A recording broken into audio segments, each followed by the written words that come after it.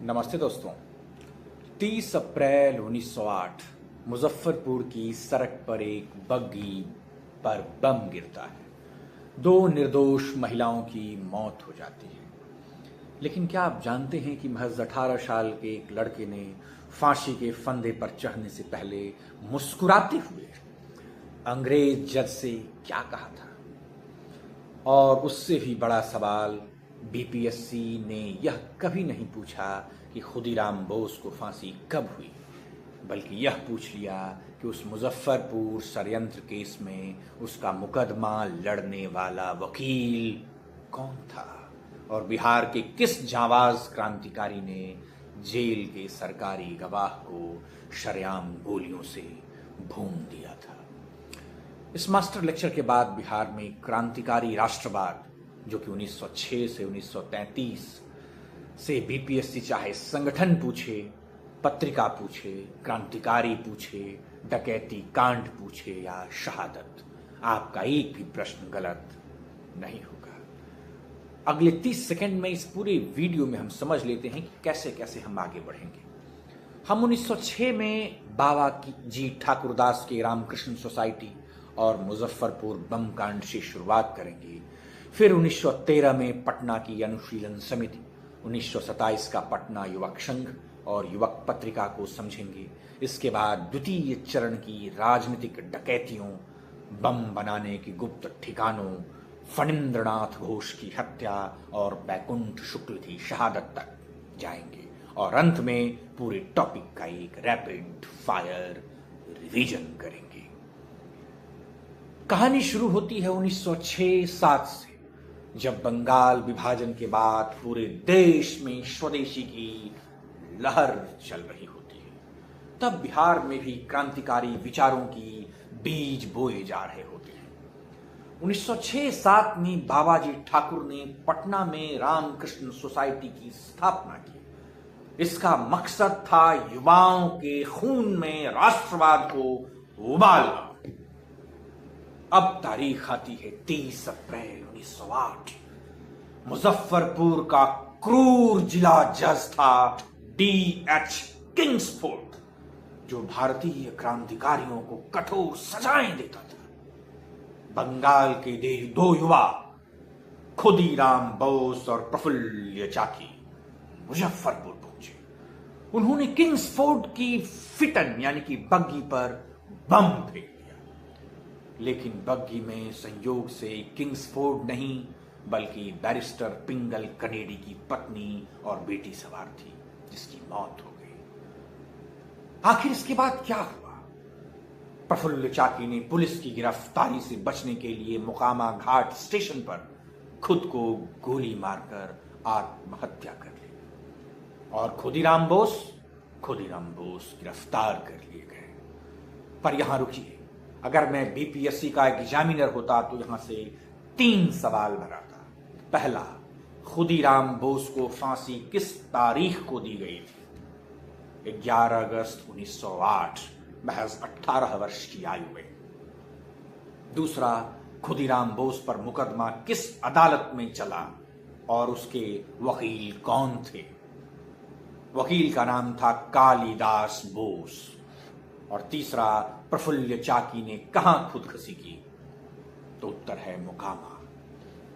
विद्यार्थी यहां गलती क्या करते हैं? वे द मदरलैंड अखबार देखते ही मौलाना मजरूल हक का नाम टिक कर देते हैं। 1906 में द मदरलैंड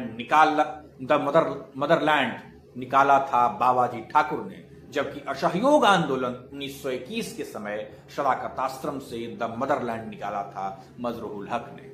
इस अंतर को याद रखिएगा। बीच में इस फैक्ट को इसलिए मैंने रख दिया क्योंकि सामान्यतया विद्यार्थी इन चीजों पर गलती कर बैठते हैं। तो अखबार पर ध्यान रखना है कि अखबार जो है द मदरलैंड अखबार तो 1906 में भी निकला था, 1921 में भी, लेकिन 1906 में बाबाजी ठाकुर ने निकाला और 1921 में मजरूल हक ने। अब आगे बढ़ते हैं। 1908 के दमन के बाद क्रांतिकारी आंदोलन कुछ समय के लिए भूमिगत हो गया, लेकिन 1913 में क्रांतिकारी सचिंद्रनाथ सैन्याल ने बिहार में क्रांति की मिसाल फिर जलाई।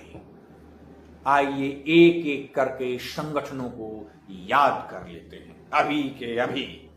पहला, अनुशीलन समिति, पटना शाखा 1913 में स्थापित हुआ। शचेंद्रनाथ सान्याल ने पटना में इसकी स्थापना की। ये बीपीएससी का फेवरेट क्वेश्चन है।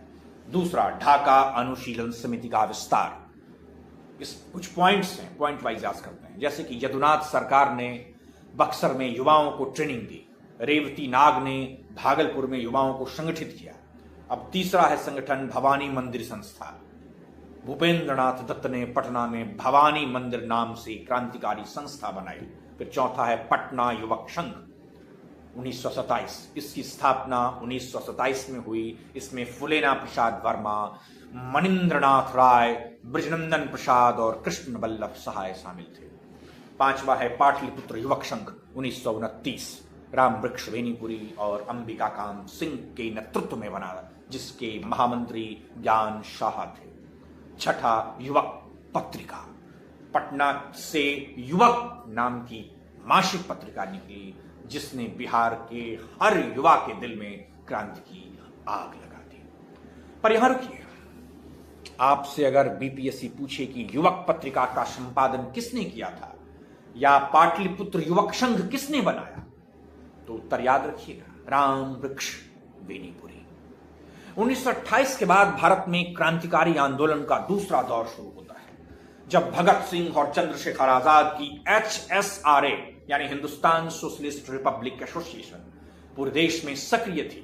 तब बिहार के क्रांतिकारी धन और हथियारों के लिए एक्शन मोड में आ गए। अब देखते हैं कुछ राजनीतिक डकैतियों का सिलसिला। पहला, नवंबर 1928 दलसिंह सराय डकैती। जून 1929 चंपारण का मौलनिया गांव डकैती। इसमें केदार मणिशुक्ल, जोगेंद्र शुक्ल, बकलू सिंह और परमानंद शामिल थे। आगे देखते हैं 15 जून 1931 हाजीपुर मेल ट्रेन का सरकारी खजाना लूटने का प्रयास किया गया। अब दूसरा, ये तो डकैतियों का सिलसिला, अब है बम बनाने के ठिकाने। पहला, पटना में राय महेंद्रनाथ के घर बम टेस्ट करते वक्त राम बाबू यादव की मौत हो गई। पटना के अमराहा गांव में, ये दूसरा है, पटना के अमराहा गांव में यादव सिंह और छोटन सिंह के घर से अंग्रेजों ने भारी मात्रा में बम बरामद किए। लेकिन सबसे ऐतिहासिक और चौंकाने वाली घटना क्या थी? जब भगत सिंह, सुखदेव और राजगुरु पर लाहौर षड्यंत्र केस चल रहा था, तब बिहार के रहने वाले फणींद्रनाथ घोष ने गद्दारी की। वह अंग्रेजों का सरकारी गवाह बन गया, जिसकी गवाही पर भगत सिंह को फांसी हुई। बिहार के क्रांतिकारियों ने कसम खाई कि गद्दार को जिंदा नहीं छोड़ेंगे।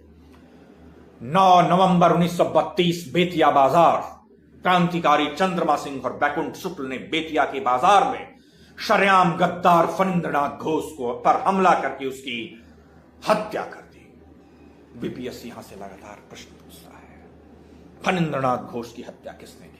तो इसका उत्तर होगा बैकुंठ शुक्ल और चंद्रमा सिंह। बैकुंठ शुक्ल को इस हत्या के जुर्म में कहां फांसी दी गई? तो उत्तर है इसका गया जेल में। और याद रखिएगा, 68वीं और 59वीं बीपीएससी में यह प्रश्न पूछ चुका है। क्या इस आंदोलन में महिलाएं पीछे थी? बिल्कुल नहीं। बिहार की 2 महान महिलाएं, क्रांतिकारी महिलाएं, गौरीदास और कुसुम देवी, याद रखिएगा नाम। तो अब तक का आपने पूरी कहानी और बीपीएससी की एंगल्स समझ लिए हैं। अब हम इसे आपके दिमाग में लॉक करने जा रहे हैं। रैपिड फायर राउंड अप यानी कि रिवीजन हम करेंगे, जिसमें कि पूरे अभी जो हमने लेक्चर सुना है उसको हम समेटने का प्रयास करेंगे। मैं पूछूंगा 1906 में रामकृष्ण सोसाइटी और द मदरलैंड किसने शुरू किया? तो आपका उत्तर होना चाहिए बाबाजी ठाकुरदास। अगला प्रश्न, खुदीराम बोस को फांसी कब दी गई? 11 अगस्त 1908। 1913 में पटना में अनुशीलन समिति की स्थापना किसने की? शचेंद्रनाथ सान्याल। पटना युवक संघ और पाटलिपुत्र युवक संघ के संस्थापक कौन थे? 1927 फुलेना प्रसाद, 1929 राम वृक्ष वेनीपुरी। मैं पूछूंगा युवक पत्रिका कहां से निकली थी? आपका उत्तर होना चाहिए पटना से, राम वृक्ष वेनीपुरी। मैं पूछूंगा गद्दार फणींद्रनाथ घोष की हत्या बेतिया में किसने की? बैकुंठ शुक्ल और चंद्रमा सिंह ने। बैकुंठ शुक्ल को फांसी किस जेल में हुई थी? तो गया जेल। तो चलिए पूरे मास्टर लेक्चर को मैं केवल 4 पंक्तियों में यदि समेटना का प्रयास करूं तो पहली पंक्ति में 1906 में बाबाजी ठाकुरदास के पत्र और 1908 के मुजफ्फरपुर बम कांड ने बिहार में सशस्त्र क्रांति की नींव रखी। 1913 में सचिंद्रनाथ सान्याल की अनुशीलन समिति ने गुप्त संगठनों का जाल बिछाया। 1920 के दशक में रामवृक्ष बेनीपुरी की युवक पत्रिका और युवक संघों ने युवाओं को वैचारिक रूप से जोड़ा और 1932 में बैकुंठ शुक्ल द्वारा गद्दार फरिंद्रनाथ घोष की हत्या ने साबित कर दिया कि बिहार का क्रांतिकारी आंदोलन देशद्रोहियों को कभी माफ नहीं करता। दोस्तों, बीपीएससी इतिहास की तारीखें नहीं, इतिहास के पीछे छिपे जज्बे और क्रांति की वजहों को पूछता है। जिस दिन आपने एग्जामिनर की सोच को पकड़ लिया, उसी दिन बीपीएससी का प्रीलिम्स और मेंस आपके लिए चुटकियों का खेल हो जाएगा। पढ़ते रहिए, बीपीएससी के माइंडसेट को क्रैक करते रहिए। मिलते हैं अगले मास्टर लेक्चर में। मेरा नाम है सुधांशु। बहुत बहुत धन्यवाद।